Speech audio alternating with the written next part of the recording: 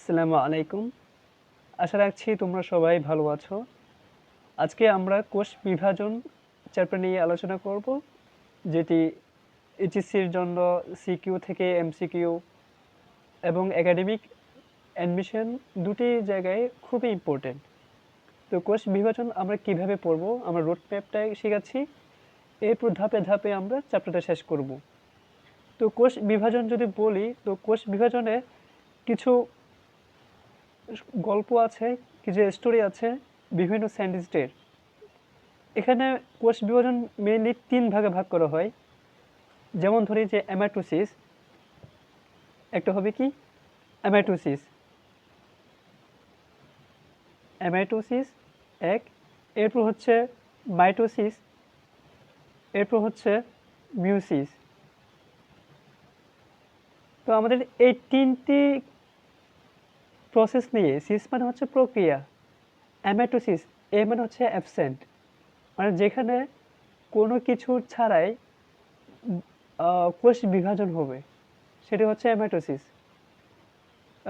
বিষয়টা হচ্ছে এমনটাই যে কোষ বিভাজন প্রক্রিয়ায় একটি মাতৃকোষের নিউক্লিয়াস ও সাইটোপ্লাজম কোনো জটিল মাধ্যমিক পর্যায় ছাড়াই, কি বললাম, জটিল মাধ্যমিক পর্যায় ছাড়াই, আমি লিখে দিচ্ছি যে জটিল মাধ্যমিক পর্যায় ছাড়াই কি হবে, সরাসরি বিভক্ত হয়ে দুটি অবত্য কোষের সৃষ্টি হবে, তাকে কি বলা হয় অ্যামাটোসিস বা প্রত্যক্ষ কোষ বিভাজন। তো অ্যামাটোসিসের আরেকটা নাম কি, যে প্রত্যক্ষ কোষ বিভাজন। আর এখানে আমরা অপত্য মানে কি বুঝি, যে একটা হ্যাপ্লয়েড ডিপ্লয়েড হলো, ডিপ্লয়েড থেকে হ্যাপ্লয়েড হলো, একটা নিউক্লিয়াস থেকে অপত্য নিউক্লিয়াস সৃষ্টি হলো। তো এখানে অপত্য মিনিংটা কি, অপত্য মানে হচ্ছে যে বাচ্চা কোষ, বা যদি সেল থাকে তাহলে বাচ্চা হবে, বাচ্চা সেল হবে মেনলি, যে বা শিশু দিলাম, বা হচ্ছে কি এইমাত্র উৎপন্ন হয়েছে, কি বললাম এইমাত্র সৃষ্টি লিখি, এইমাত্র সৃষ্টি হয়, সৃষ্টি হয়েছে, এইমাত্র সৃষ্টি হয়েছে, এগুলো হচ্ছে অপত্য। অপত্য মিনিংটা তাহলে আমরা দেখে দিলাম।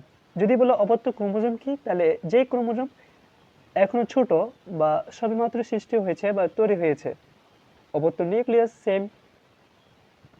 তো এখন মাইটোসিস কি, মাইটোসিস মানে হচ্ছে সম বা সমীকরণিক কোষ বিভাজন, এটাই কি বলে আমরা সমীকরণিক কোষ বিভাজন। আর মিউসিসকে আমরা কি বলি, মিউসিসের ক্ষেত্রে কিন্তু খুবই যে ইম্পর্টেন্ট না তা না। এখানে মিউসিসের ক্ষেত্রে যে বংশ পরম্পরার যে বৈশিষ্ট্য প্রকাশ পায়, মেনলি ওটা বোঝায়, এটা হচ্ছে হ্রাসমূলক বিভাজন। মিউসিস হ্রাসমূলক বিভাজন, এটা হচ্ছে সমীকরণিক বিভাজন, এটা হচ্ছে হ্রাসমূলক। আমি সংক্ষেপে লিখলাম, আচ্ছা লিখে দিই যে সমীকরণিক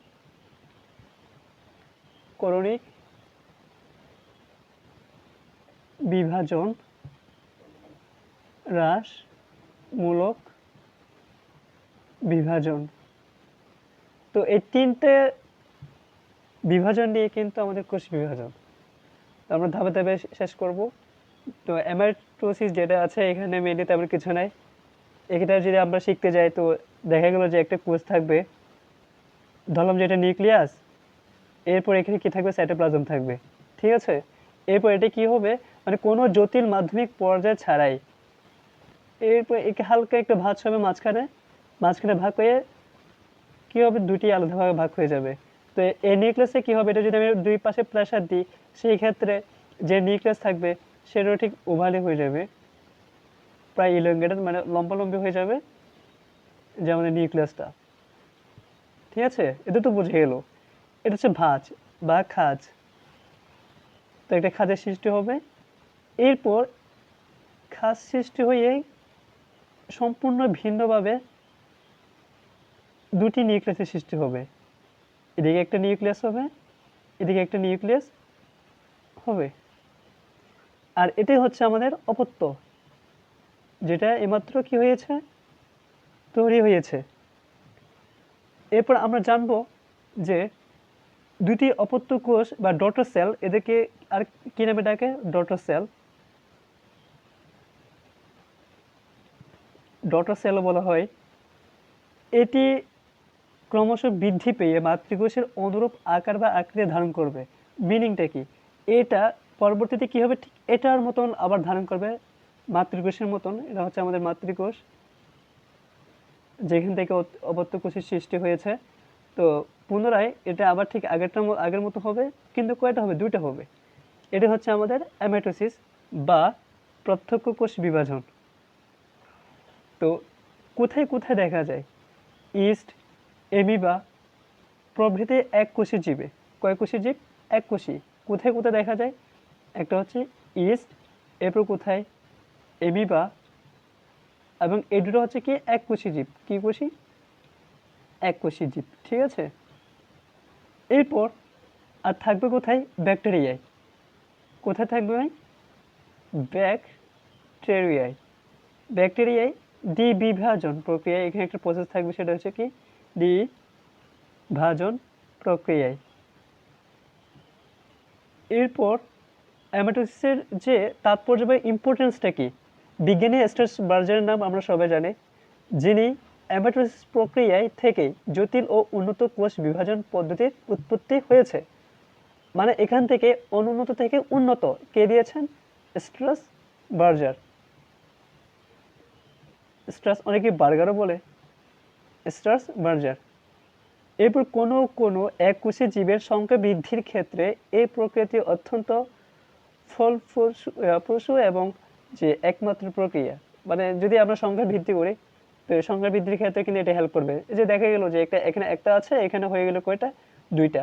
তার সংখ্যা বৃদ্ধি হইল না? তো সংখ্যা বৃদ্ধির ক্ষেত্রে আমাদের যে কোষ বিভাজন এটা লাগবে। তো আগামী ক্লাসে আমরা মাইটোসিস, কোষ বিভাজন বা সমীকরণিক বিভাজন সম্পর্কে জানবো, যেখানে অনেক কথা আছে, অনেক প্রসেস আছে, এবং যে ইম্পর্টেন্সগুলো ওগুলো নিয়ে আমরা আলোচনা করব। আজকে এখানে থাক, ধন্যবাদ।